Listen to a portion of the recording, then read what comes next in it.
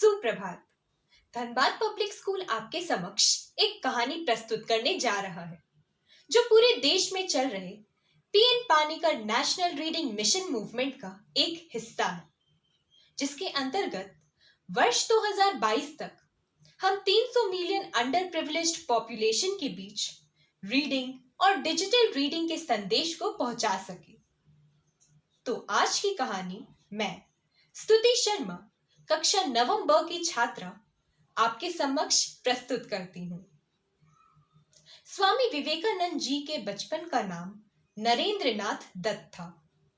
वे बहुत उत्साही एवं तेजस्वी बालक थे।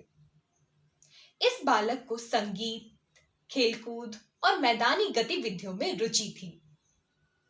नरेंद्र नाथ बचपन से ही बहुत आध्यात्मिक प्रकृति के थे और यह खेल खेल में राम, सीता, शिव आदि मूर्तियों की पूजा करने में रम जाते थे। इनकी माँ इन्हें रामायण और महाभारत की कहानियां सुनाती थी, जिन्हें ये खूब चाव से सुनते थे।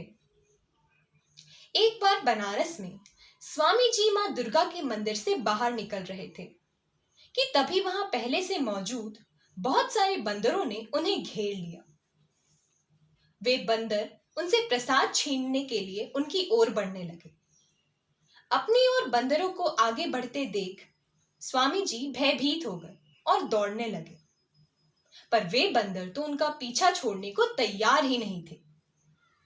पास खड़े एक वृद्ध सन्यासी ने उन्हें रोका और कहा, रुको, डरो मत, पीछे मुड़ो और सामना करो और देखो कि क्या होता है।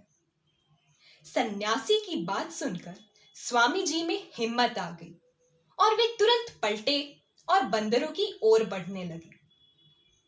तब उनके आश्चर्य का ठिकाना ना रहा जब उन्होंने देखा कि उनके सामना करने पर सभी बंदर भाग खड़े हुए। उन्होंने इस सलाह के लिए सन्यासी को बहुत धन्यवाद दिया। इस घटना से उन्हें एक गंभीर शिक्षा मिली, जिसे कई सालों बाद उन्होंने एक सभा में जिक्र किया और कहा, यदि कभी भी आप किसी चीज से भयभीत हो तो उससे भागो मत, उसका सामना करो। वास्तव में यदि हम अपने जीवन में आई परेशानियों का डट कर सामना करें तो सारी समस्याओं का समाधान हो जाएगा। धनबाद पब्लिक स्कूल आपसे अपील करता है कि आप भी ऐसी ही एक कहानी पढ़ें, उसे रिकॉर्ड करें एवं अपने 10 सगे संबंधियों और दोस्तों को भेजें। चलिए इस रीड एंड ग्रो मैसेज को हम साथ मिलकर फैलाएं। अगले संडे हम फिर आएंगे एक नई कहानी के साथ। तब तक read at home, grow at home. धन्यवाद।